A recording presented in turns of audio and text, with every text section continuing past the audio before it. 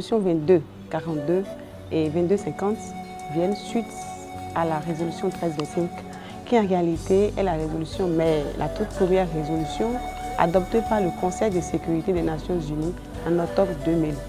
Cette résolution, en fait, je vais parler d'abord de la 1325, voudrait que les femmes soient impliquées dans la résolution des conflits, que ce soit pendant la prévention et la reconstruction du pays ayant connu la guerre.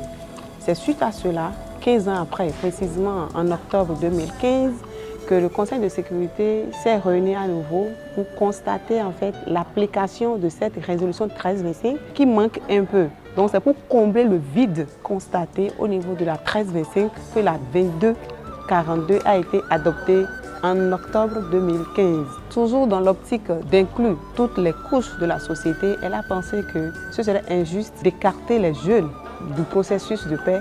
Et c'est pour cela que la résolution 2250 a été adoptée toujours le même mois d'octobre 2015 pour que toutes les couches de la société participent aussi bien à la prévention qu'à la consolidation de la paix. Je vais rappeler donc que la résolution 1325 en fait se base sur 4 piliers essentiels dont la prévention, la participation, la protection et la poursuite. La poursuite des personnes qui auraient été impliquées dans les violences faites aux femmes, les viols et d'autres formes de violences sexuelles. Donc c'est suite à cela que la 2242 est venue pour renforcer l'application de cette résolution 1325.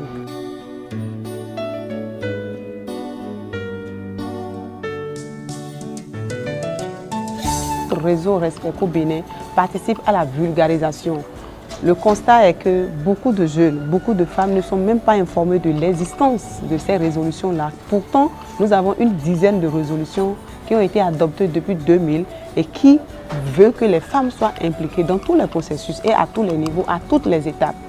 Donc, Respeco Bénin s'est donné pour objectif de contribuer à la vulgarisation, la prise de conscience de l'existence de ces résolutions, et c'est dans cette optique que les ateliers ont été donc initiés à l'endroit des journalistes, radio, télévision, y compris les blogueurs, pour donc partager et puis vulgariser en fait l'existence de ces 3 résolutions particulièrement. L'activité que nous avons initiée, l'atelier avec les blogueurs, ce sont essentiellement des jeunes. Et nous avons compris qu'aujourd'hui les jeunes sont beaucoup plus sur les réseaux sociaux. Pour nous, c'est un outil donc de vulgarisation, un outil de partage qui va au-delà des frontières de notre pays.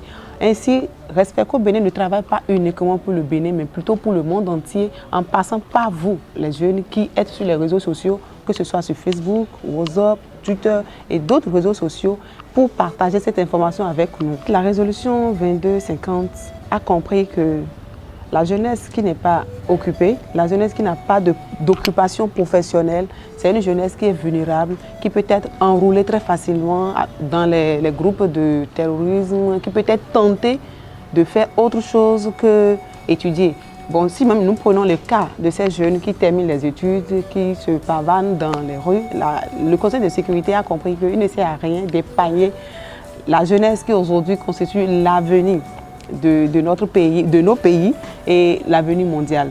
Alors, Respeco Bénin n'a pas de façon spécifique une activité qui porte sur une activité génératrice de revenus, non, pas concrètement, mais la prise de conscience de la jeunesse, qu'elle ne se laisse pas faire facilement, enrouler facilement. Et c'est en cela, je pense que lorsque la jeunesse, lorsque les jeunes se sentent écoutés, lorsque les jeunes se sentent approchés, écoutés et inclus dans le processus de paix, ça résout un tant soit peu le problème. Il n'est pas du ressort d'une ONG de donner et d'attribuer une activité de revenu, non. Mais nous menons des actions à l'endroit aussi bien des jeunes que des femmes pour la prise de conscience.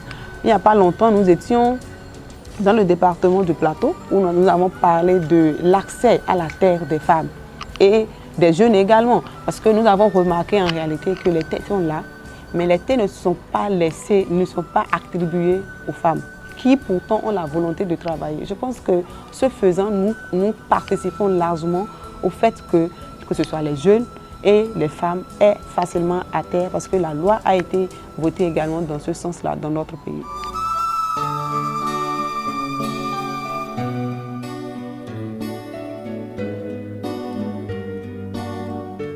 Oui, je pense que la toute première difficulté, c'est le fait que même parmi les journalistes, ils ne sont pas informés de l'existence de cette résolution.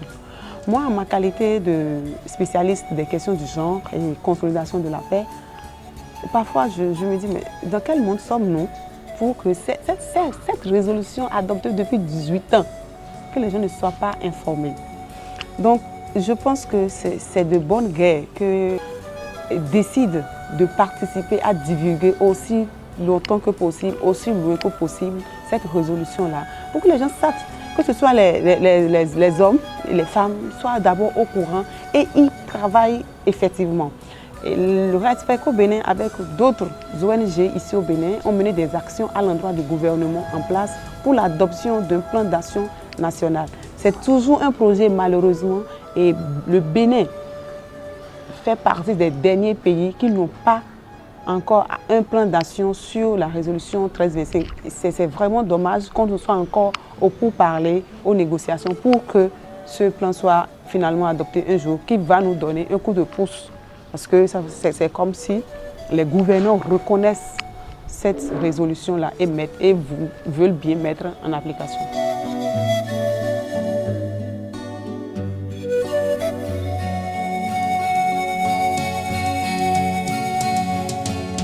Oui, un appel, je pense qu'il est temps que la femme comprenne qu'elle est forte, qu'elle est intelligente, qu'elle doit d'abord retrouver la confiance en elle. Et un autre appel, c'est nous sommes dans la période des journées de violence faites aux femmes. Je veux dire, femme, tu es forte, tu es adorable, tu es puissante. Il faut juste avoir confiance en toi et déterminée. Dis-toi que tu peux. Même un homme, tu peux réussir à le battre.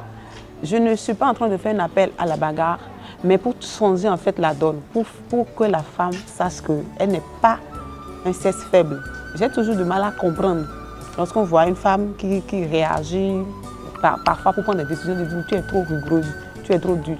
Non, c'est en fait une façon pour elle de faire comprendre que je ne suis pas celle que vous pensez que je suis.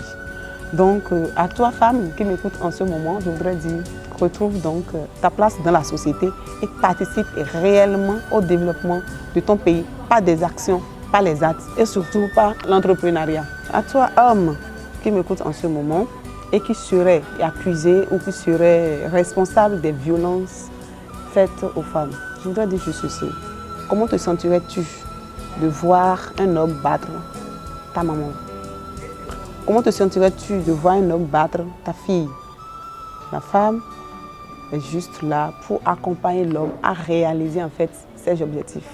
Si tu vois à travers ta femme une collaboratrice, vous avez plus de chances de réaliser vos rêves plutôt que de la voir comme une rivale ou plutôt toujours vouloir que la femme soit soumise. Et je veux juste dire à l'homme de voir à travers, quand on dit femme, de ne pas voir systématiquement son épouse, mais plutôt sa femme, contribuer pour que ses enfants en fait, aient une bonne éducation. Et ce n'est pas en battant sa femme qu'on éduque mieux ses enfants. C'est ce que je tiens sincèrement à remercier les jeunes que vous êtes. Je tiens également à manifester toutes mes gratitudes pour votre innovation en créant cette télévision en ligne. Je vous encourage.